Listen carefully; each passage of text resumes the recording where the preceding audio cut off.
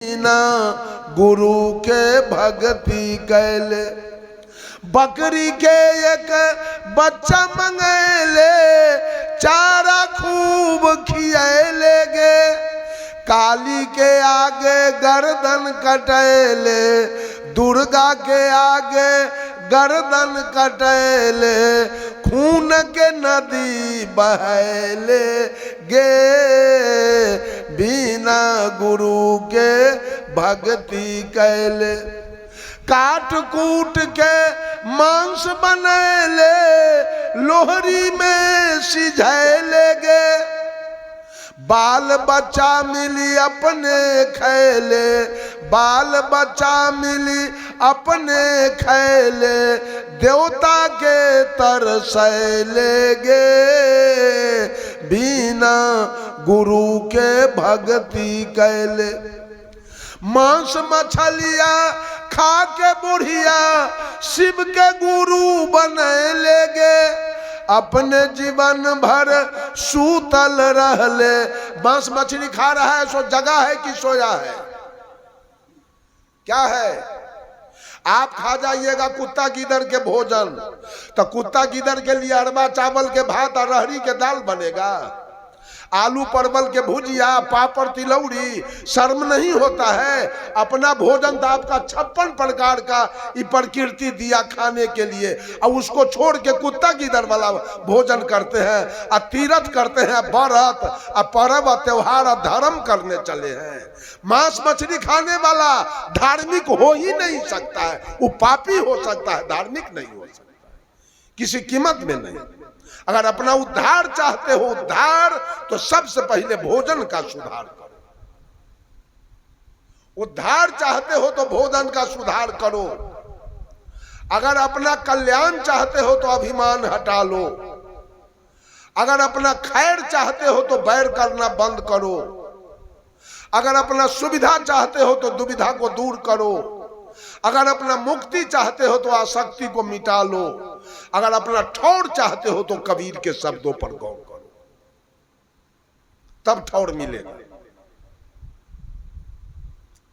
इस सारा दुनिया मांस मछली। अच्छा, आप एक मुसलमान से मैंने पूछा, बड़ा दूसरे का मांस खा के और शरीर फुलाए हुए हैं, आपके शरीर का मांस कोई खाना चाहे तो दीजिएगा एक आध पौवा काट के, तो सो तो नहीं होगा। हम के अभागे दुष्ट, जब अपना शरीर का मांस नहीं दे सकते हो तो दूसरे के शरीर का मांस खाने का हक कहां से लाए?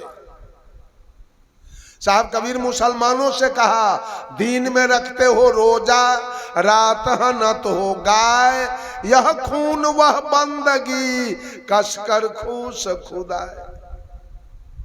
जिस घर में मांस बनता है, जिस घर में मछली बनती है, वो घर नहीं है, वो श्मशान भूमि है, और उसमें भूत प्रेत निवास करता है। वो घर नहीं है, श्मशान है। पूजा देवताओं की और जीवन राक्षसों की। इतना दिन मंदिर में गए तो आपका शरीर मंदिर बना। मंदिर तो हम बहुत गए, पर तन यह मंदिर नहीं बना। जीवन भर मंदिर का दौरा किए, आई पेट श्मशाने रह गया, इसमें मुर्दा जाते रह गया, तो मंदिर जाना भी धिक्कार है। जब मंदिर जाते रहे, आई पेट श्मशाने रह गया, इसमें मुर्दा जाते रह गया, तो मंदिर जाने से फायदा? मंदिर तो हम बहुत गए, पर तन यह मंदिर नहीं बना। व्यर्थ शिवालय में जाना है, जब तन शिव मन शिव सुंदर नहीं बना। मन आपका साफ हुआ मंदिर जाते जाते, तन मंदिर बना, तन श्मशाने रह गया, इसमें मुर्गा मुर्गी जाते रह गया। अच्छा, एक बात बताइए, उस मंदिर को किसने बनाया है? राजमिस्त्री। कौन चीज से? ईंटा बालू सीमेंट छड़ गिट्टी से बनाया ना। ई मंदिर को कौन बनाया? ई मंदिर कौन बनाया? अगर ई मंदिर नहीं होता, उस मंदिर का निर्माण हो जाता? नहीं ना होता। तो इस मंदिर को कौन बनाया? परमात्मा ने, प्रकृति ने। जो मंदिर को मुसलमान भी बनाया होगा राजमिस्त्री, गाय के मांस खा के बनाया होगा उस मंदिर को, खैनी बीड़ी खा के तारी दारू पी के मंदिर बनाया होगा वो राजमिस्त्री।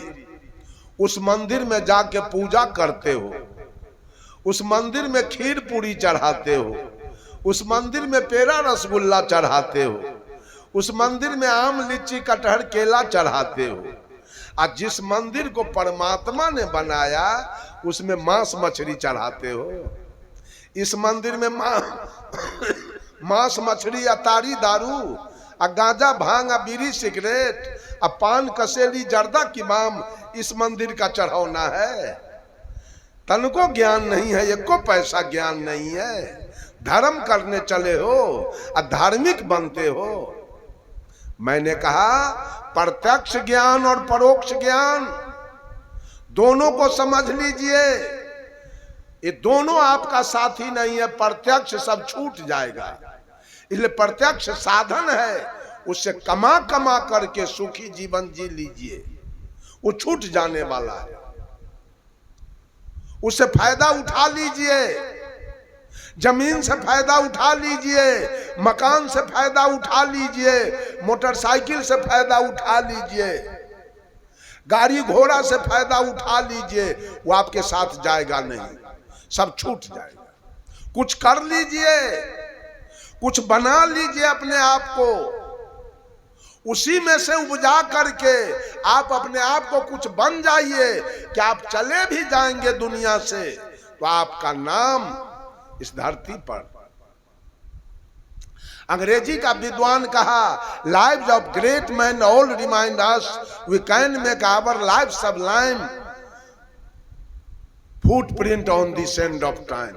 हर महापुरुषों की जीवनियां हमें याद दिलाती है कि हम भी अपने जीवन को महान बनाकर इस संसार सागर से चलेंगे तो आने समय रूपी बालू पर मेरा पद चिन्ह रहेगा और आने वाला पीढ़ी इसी का अनुकरण करेगा।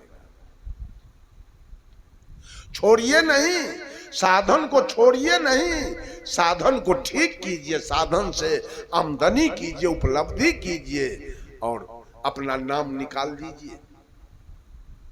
पैसा होगा तब तो आप कुछ अपना नाम निकाल सकते हैं, कुछ कर सकते हैं, किसी गरीब को सेवा कर सकते हैं, किसी के बेटी के ब्याह में 10 रुपया दे सकते हैं, कोई बीमार है उसको 10 रुपया आप दे सकते हैं पैसे से ना।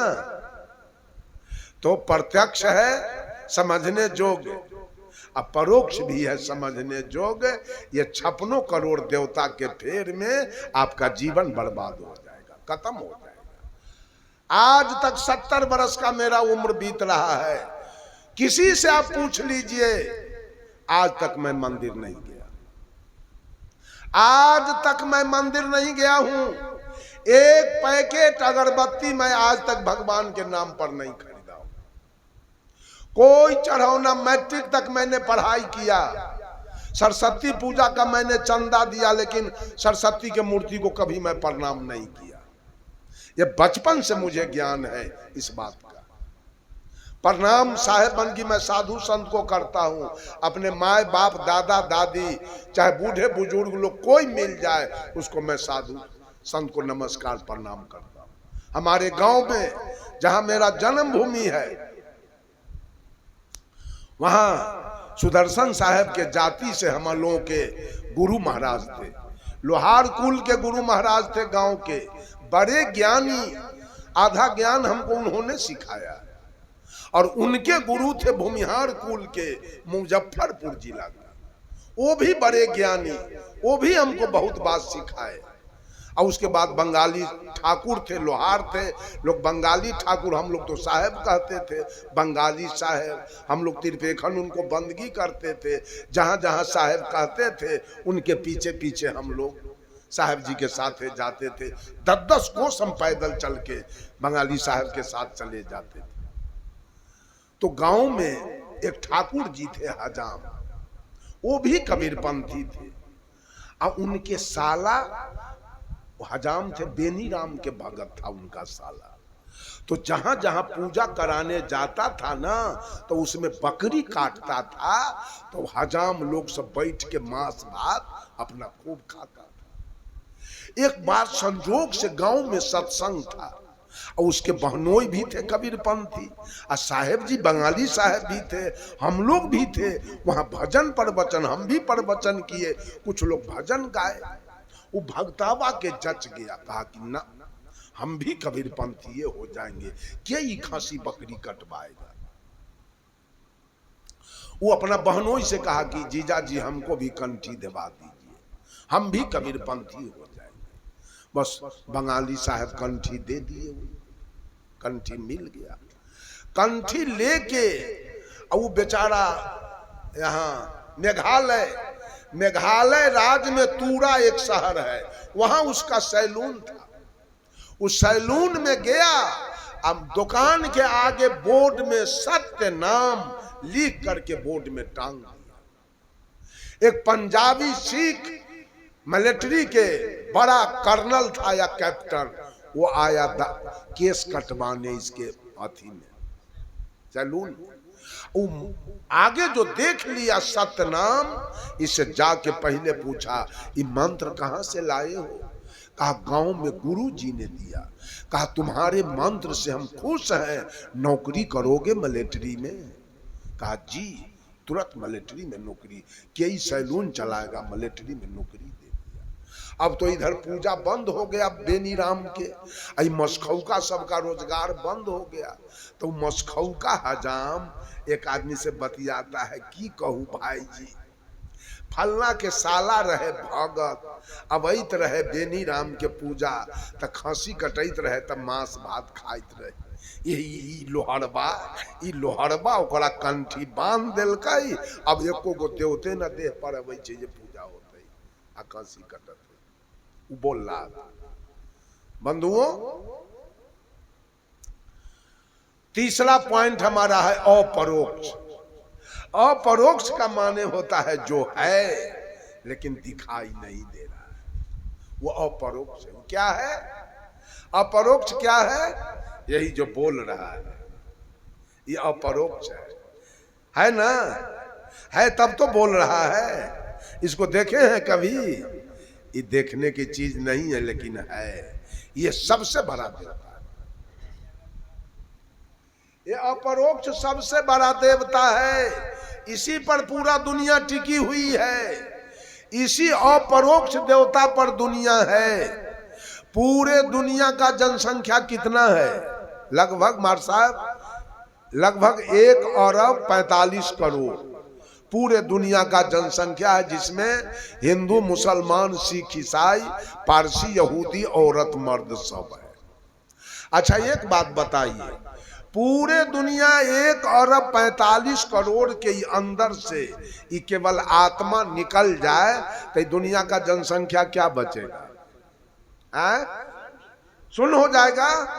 यही Tulsidas was the pleader of Ram and Surdas was the pleader of Krishna, but Sadguru Kabir was the pleader of soul। Tulsidas ji ने सगुण ब्रह्म राम का वकालत किया। आज भी लोग माटी पत्थर शीशा अष्ट धातु के राम सिया बनाकर पूजा कर रहा है। सूरदास जी ने कृष्ण का वकालत किया। आज भी लोग माटी पत्थर शीशा अष्ट धातु के राधा कृष्ण बना के पूज रहा है। But Sadguru Kabir was the pleader of soul. लेकिन सदगुरु कबीर ने इस आत्मा का वकालत किया है जो तीनों काल में सत्य है, जिसमें तीनों काल में कोई परिवर्तन होने वाला नहीं है, जो तीनों काल का दृष्टा है। यही आत्मा है हर घट में, तो पूरा दुनिया जगमगा रहा है। ये आत्मा निकल जाए तो राम जी यहां बकरी चराएंगे कि भेड़ी? पूरा दुनिया से ही आत्मा निकल जाए तो भोला बाबा क्या करेंगे? यहाँ राम जी क्या करेंगे? कृष्ण जी क्या करेंगे? काली जी क्या करेगी? रेलगाड़ी चलेगा? भोला बाबा रेलगाड़ी हाँकेंगे? राम जी स्कूल में पढ़ाएंगे? कृष्ण जी हॉस्पिटल में इलाज करेंगे? हनुमान जी कोर्ट में न्याय करेंगे? कुछ होगा? पूरा दुनिया भस्म हो जाएगा, पूरा दुनिया मिट्टी में मिल जाएगा। यही आत्मा है। सारा